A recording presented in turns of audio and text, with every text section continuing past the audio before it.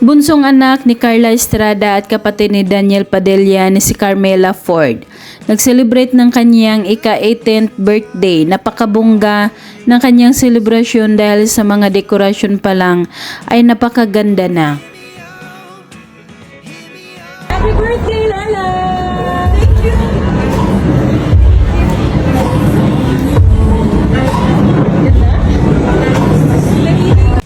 Kulay pula ang tema ng kanyang birthday celebration. Napakaganda niya sa kanyang red gown.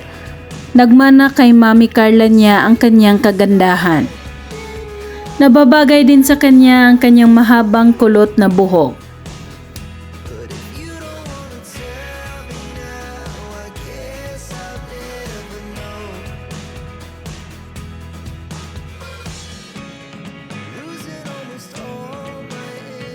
Pagpasok pa lang ng entrance at naglalakad papunta sa stage ay nakatingin na sa kanya lahat ang mga tao.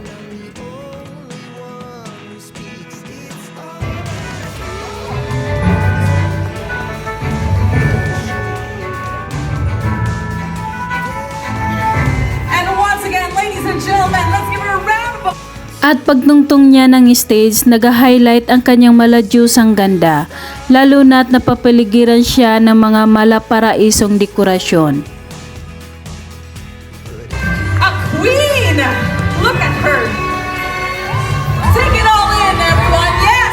Celebrate your friend, your beloved Carmela! At pagkatapos siya ipakilala, inumpisahan na ang 18 Roses dance. Makikitang kasama sa 18 Roses ang napaka-cute na baby boy na si Jordan, pinsan ni Carmela.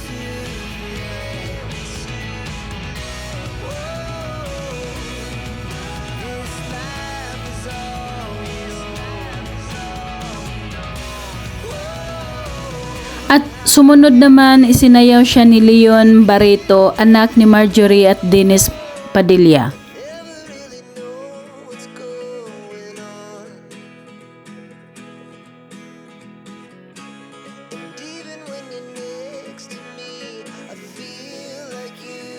At kasama sa mga 18 Roses ang dalawa niyang kuya. Narito't panurin natin ang pagsasayaw ni na Carmela at ang kuya Daniel Padilla niya.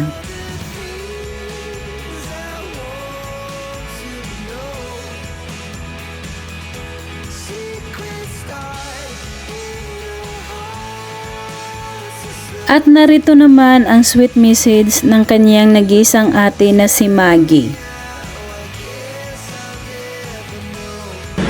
And yeah, I love you so much. I'm not gonna cry tonight. I'm sorry, but yeah, I just love her. She's our baby.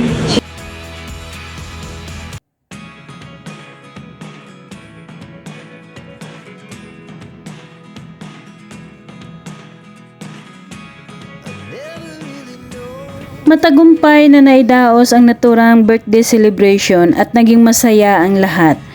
Marami din ang naging proud kay Carla Estrada na single parent para sa kanyang 4 na anak na nabigyan niya ito ng magandang buhay.